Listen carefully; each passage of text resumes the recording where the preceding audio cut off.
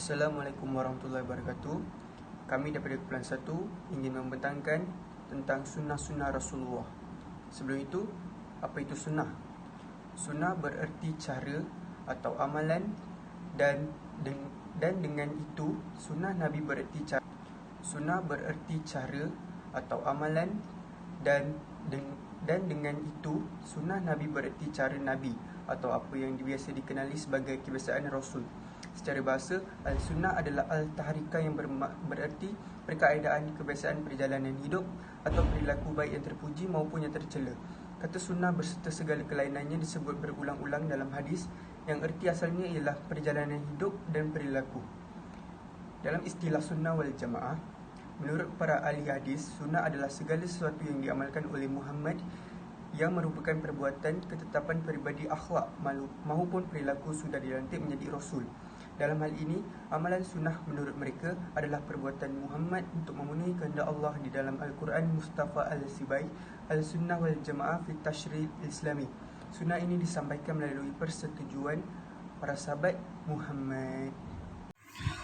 Bismillahirrahmanirrahim. Assalamualaikum warahmatullahi wabarakatuh. Dalam video ini, saya Muhammad Fitri Bibi Razali akan membentangkan ataupun mengongsikan sunnah Rasulullah SAW ketika makan. Jadi sunnah yang pertama ialah jilat jari selepas makan. Sunnah ini sangatlah bagus untuk sistem pencernaan kita selepas makan. Di samping itu, hadis daripada Ibnu Abbas radhiyallahu anhu menyatakan bahawa Nabi Muhammad SAW pernah bersabda yang bermaksud, apabila salah seorang daripada kamu makan, maka janganlah dia menyapu tangannya, melainkan setelah dia menjilatnya atau dijilatnya. Hal ini adalah larangan seseorang itu menyapu ataupun membersihkan tangannya sehinggalah dia menjilatnya terlebih dahulu. Sekiranya dia tidak melakukan hal yang sedemikian, maka janganlah dia membersihkan tangannya. Hendaklah orang lain yang menjilatnya yang mana mereka itu tidak berasa geli atau kotor dengan perbuatan tersebut. Sebagai contohnya, isteri, hamba, anak dan khadam yang kasih kepadanya dan seronok dengan perbuatan tersebut tanpa berasa geli ataupun kotor. Seterusnya, ahli-ahli sains juga telah membuktikan bahawa perbuatan ini sangatlah baik untuk kesihatan badan. Sunnah yang seterusnya ialah jangan meniup makanan atau minuman sebelum makan atau minum. Larangan meniup dan bernafas dalam bekas makanan dan minuman ini membawa kepada hukum makruh dan bukannya hukum haram. Seterusnya, perbuatan tersebut juga tidaklah bagus kerana ia akan menyebabkan makanan atau minuman tercemar disebabkan oleh beberapa faktor, di mana yang pertama, dibimbangi, air liur dan bau nafas mengubah dan mengotori makanan ataupun minuman. Jadi jika berkongsi bekas, ia boleh menimbulkan rasa tidak senang orang yang berkongsi bekas dengannya. Seterusnya, ia juga menampakkan sikap tidak sabar dan gelojoh dengan meniup makanan atau minuman panas supaya sejuk. Jadi sekian sahaja daripada saya untuk sunnah Rasulullah SAW ketika makan. Sekian, terima kasih. Assalamualaikum. Jadi hari ini saya akan membentangkan tentang tajuk dua sunnah Nabi Muhammad SAW. Jadi sunnah yang pertama yang akan saya bentangkan adalah solat sunat tahajud. Solat sunat tahajud ataupun lebih dikenali sebagai qiyamul lail ataupun solat malam yang mempunyai fadilat kebaikan dan keistimewaan untuk diri kita jika mengamalkannya. Ianya juga boleh menghindarkan diri kita daripada melakukan maksiat kepada Allah SWT. Solat tahajud merupakan solat sunat 2 rakaat yang perlu dilakukan pada 1/3 malam. Sayyidina Umar Khattab menyatakan, siapa yang mengerjakan solat malam dengan khusyuk, nescaya dianugerahkan Allah 9 perkara, 5 di dunia dan 4 di akhirat. Tambahan pula, solat malam atau solat tahajud merupakan satu peluang kemasan yang ditawarkan kepada umat manusia, yakni orang Islam, untuk mengeratkan perhubungan dengan Allah, dan pintu langit terbuka luas untuk menerima taubat hambanya. Pada masa itu, para malaikat akan membawa ibarat kendi emas untuk mengumpul air mata taubat hambanya bagi menyiram api neraka yang sedia menanti tubuh manusia di akhirat nanti. Di dalam Islam, orang Muslim diajarkan dan disarankan supaya untuk solat sunat tahajud di tengah malam seperti mana ditegaskan dalam surah Al-Isra ayat ke-39. Artinya, dan pada sebahagian malam lakukanlah solat tahajud sebagai suatu ibadah tambahan bagimu. Mudah-mudahan Tuhanmu mengangkatmu ke tempat yang terpuji. Ayat tersebut merupakan perintah daripada Allah SWT kepada Rasulullah dan umat Islam untuk mengerjakan solat malam sebagai tambahan kepada solat yang wajib. Dalam hadis lain riwayat daripada Abu Hurairah bahawa Rasulullah SAW bersabda bahawasanya Rasulullah SAW ditanya oleh sahabat, solat manakah yang paling utama setelah solat yang diwajibkan, iaitu solat 5 waktu. Rasulullah SAW jawab, solat tahajud. Hadis riwayat Muslim dari Abu Hurairah.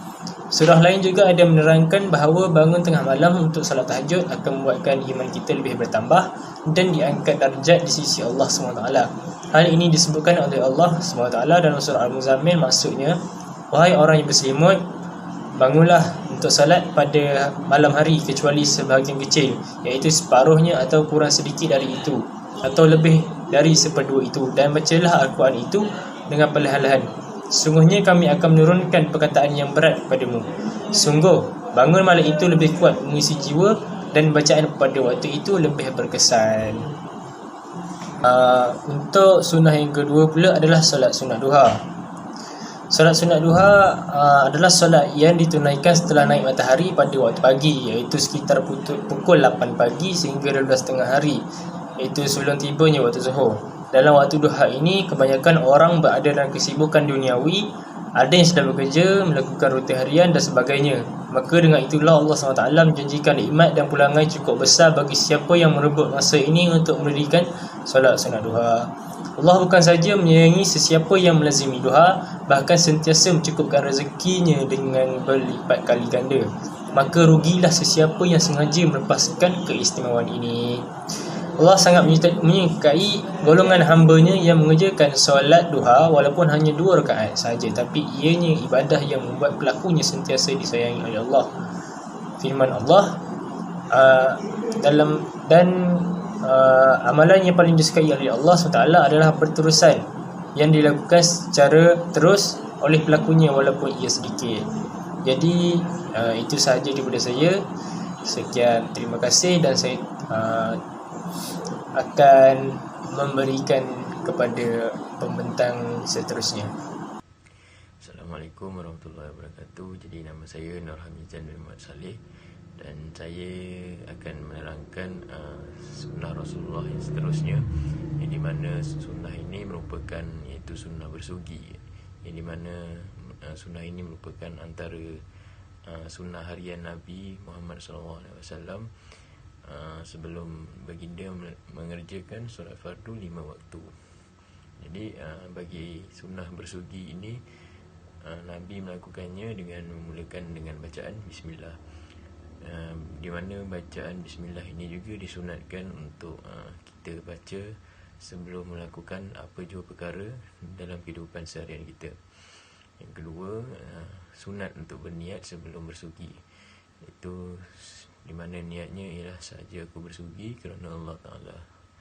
Yang ketiga, menggunakan tangan kanan untuk bersugi. Ianya afdal untuk menggunakan tangan kanan kerana Nabi Muhammad SAW menggunakan tangan kanan baginda untuk sebagai permulaan untuk bersugi, sehingga pengakhiran dengan menggunakan tangan kanan. Kemudian sunat untuk mendahulukan bahagian kanan dalam mulut, atas dan bawah, kemudian diikuti bahagian kiri. Jadi dan akhir sekali keseluruhan bahagian dalam mulut termasuk lidah dan langit. Dan baginda mengakhiri aktiviti bersugi dengan ucapan Alhamdulillah. Jadi apa yang kita dapat kat sini, segala amalan, setiap perbuatan bersugi itu dimulakan dengan daripada bahagian kanan dan dibawa hingga ke bahagian kiri. Okey, bagi sunnah Nabi Muhammad SAW yang kedua ialah sunnah berpuasa 6 hari di bulan Syawal, di mana amalan ini antara amalan yang sering baginda lakukan selepas saja selesai berpuasa 30 hari di bulan Ramadan, di mana berpuasa 6 hari di bulan Syawal ini boleh dimulakan bermula pada 2 Syawal sehingga 30 Syawal, dan ianya juga boleh dilakukan secara berturut-turut atau berselang-seli. Dan di mana kelebihan berpuasa di 6 hari di bulan Syawal ni, ianya menyerupai berpuasa selama setahun ganjarannya.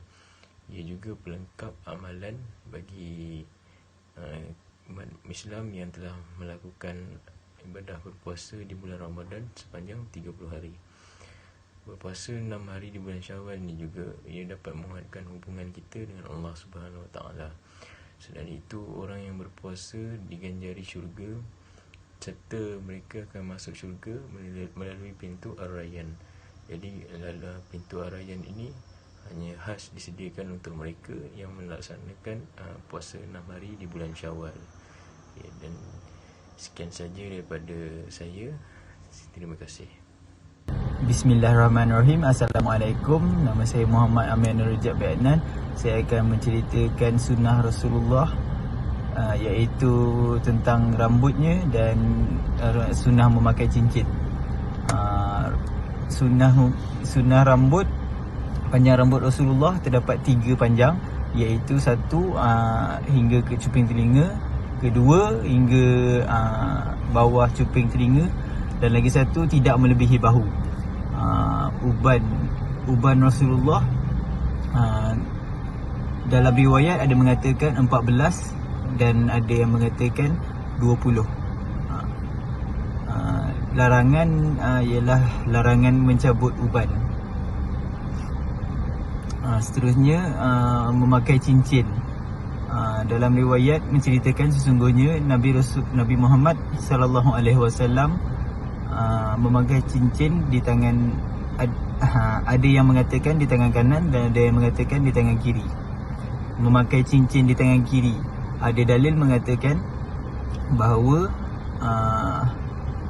Hasan dan Hussein, iaitu cucu Nabi, kedua-duanya mereka memakai cincin di sebelah tangan kiri. Menurut ulama, kemungkinan kedua-duanya melihat Rasulullah memakai cincin di tangan kiri. Persoalan kepada pakai di jari mana, setakat para ulama menyebutkan bahawa memakai cincin di jari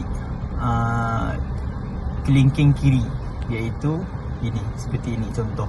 Nabi Muhammad SAW juga selepas dia berkahwin dengan anak dia, Nabi Muhammad SAW menasihatkan Sayyidina Ali radhiyallahu anha selepas berkahwin dengan anaknya, iaitu anak kesayangan baginda, iaitu Siti Fatimah, supaya Sayyidina Ali memakai cincin di jari manis atau jari kelingking. Contoh jari manis, contoh jari kelingking seperti ini. Bagi kaum wanita harus memakai cincin pada mana-mana jari tanpa makruh. Bagi lelaki ada 2 jari, ada 2 larangan untuk memakai cincin, iaitu di jari hantu dan di jari telunjuk. Hukum dia makruh, tidak termasuk dalam haram. Kelebihan memakai ulama mengatakan kelebihan bahawa sunnah bagi lelaki memakai cincin di jari kelingking dan jari manis, mana-mana jari sekalipun. Hikmahnya adalah jari kelingking itu terhindar daripada Sekian daripada saya. Terima kasih.